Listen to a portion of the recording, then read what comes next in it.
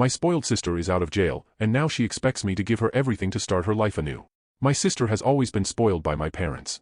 Coming from a family with 3 brothers and only her as the girl, she was always my parents' favorite, as they had always wanted a daughter.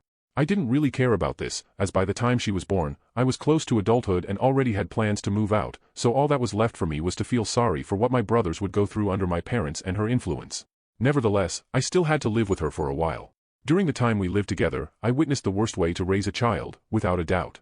My parents always gave her everything she wanted the moment she asked, allowed her to break things and take my brother's belongings, let her shout at other kids on the street, and so on. I always talked to my parents about it, but they just said it wasn't my concern and that they would raise the child as they saw fit. In fact, I reluctantly agreed and decided to let it go, only intervening when I was directly affected by the things she did. Eventually, I managed to move out, but that didn't remove me from the whirlwind of problems that her behavior brought.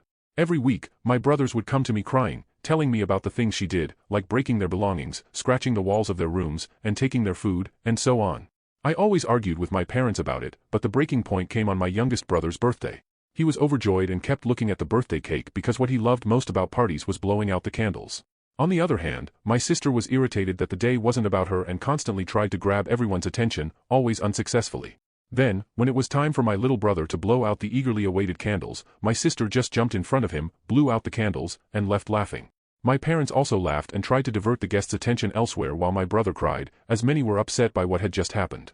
That's when I finally stood up and started shouting about how unfair everything was and that they should reprimand that spoiled girl once and for all. All this ended with me relighting the candles and my little brother blowing them out. The years went by, my sister remained spoiled, but as my brothers turned 18, I allowed them to move into my house until they had enough money to live on their own. For a long time, we all lived in peace, without having to worry about our belongings being taken in the middle of the night or our things being vandalized.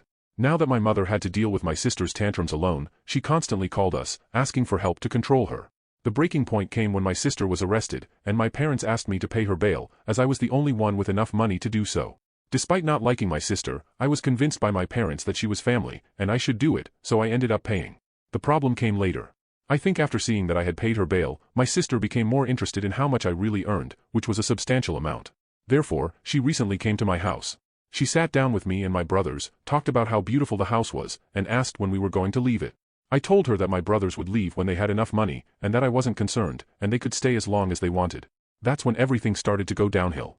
She looked at me confused and said that it wouldn't be possible because she wanted to live alone there and didn't want them or me around, and that everyone would have to move out as soon as possible. I asked her why I would do that, and she said that she had just been released from jail and wanted to rebuild her life, but she needed a big house like mine for people to see that she had changed and to recover. Furthermore, she also wanted my savings because she needed to buy new fancy clothes and travel again to show people that she had recovered. I thought she was joking, but incredibly, she wasn't. I told her that if she wanted to live there for a while, I would accept as long as she followed the rules, but I wouldn't give her anything. She just started screaming, and at that moment, I told her to leave because I wouldn't tolerate her insolence in my own house. She tried to shout again, but when she realized that no one there would listen to her, she just left angrily. Now my parents call me constantly, saying that I should give my house to her because she has suffered so much and that it's only fair that I do it, but I won't fall for that. She has now shown me that she's beyond redemption and will never change, and I won't be the one to continue spoiling her.